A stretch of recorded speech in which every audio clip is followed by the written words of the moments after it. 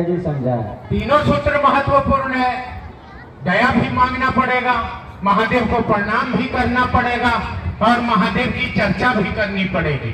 महादेव से दया इसलिए मांगना पड़ेगा कि क्यों मांगना पड़ेगा, मैंने अभी आपको बताया कि मन बिल्कुल विपरीत दिशा में है, तो बिना उनके दया का मन ठीक समझ में नहीं आएगा। दूसरा सूत्र में महादेव की चर्चा इसलिए करनी पड़ेगी कि वो हम पर भरोसा किए हैं कि मेरा बाल बच्चा है, मेरा चर्चा कर लेगा और लोगों को शिव का शिष्य बना लेगा। उनको प्रणाम करना पड़ेगा, इसलिए प्रणाम करना पड़ेगा कि गुरु बनाए हैं, शिष्य हैं हम, तो छोटे मोटे गुरु को चेला प्रणाम करता है और वो तो तीनों लोक के गुरु हैं, वो तो महादेव हैं, मेरे गुरु हुए हैं। सौभाग्य है तो हमको इस काम को करना पड़ेगा। इसीलिए तीनों सूत्र हमारे लिए महत्वपूर्ण है। हम लोगों को तीनों सूत्र करना चाहिए, इस दिशा में बढ़ना चाहिए। आप कार्यक्रम समाप्त हो रहा है, बगल में सड़क है, आप लोग गुरु बहन की तरह उठिएगा। ऐसा नहीं मछली बाजार की तरह नहीं चलिएगा, महादेव के चेला की तरह चलिएगा, निकलिएगा और महादेव को लेके जाइएगा।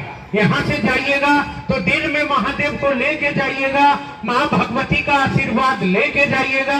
माँ भगवती और महादेव दोनों हमारे आपके साथ हैं, रहे, महादेव की दया मिले, साहब दीदी का आशीर्वाद लगे, महादेव दया करें। नवरात्रि के इस प्रथम दिवस में महादेव की दया से, माँ भगवती के आशीर्वाद से हम लोगों का शिष्य भाव बना रहे, महादेव मेरे गुरु रहे, ऐसी आशीर्वाद और दया मांगते हैं और साहब दीदी से आशीर्वाद मांगते हैं कि हम लोगों का जीवन महादेव के नाम से शुरू हो, महादेव के नाम पर खत्म हो जाए, चाहे दुख आए चाहे सुख आए, महादेव के पास जिएंगे, महादेव के पास मरेंगे, महादेव महादेव करेंगे, महादेव के साथ ही रहेंगे।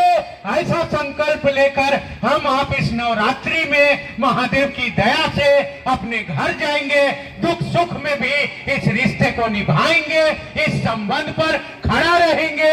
नवरात्रि के इस संकल्प में आइए माँ के सामने, महादेव के पास एक संपूर्ण संकल्पित जागरण दिया जाए। जागो जागो महादेव। आप सबों को प्रणाम। कृपया धीरे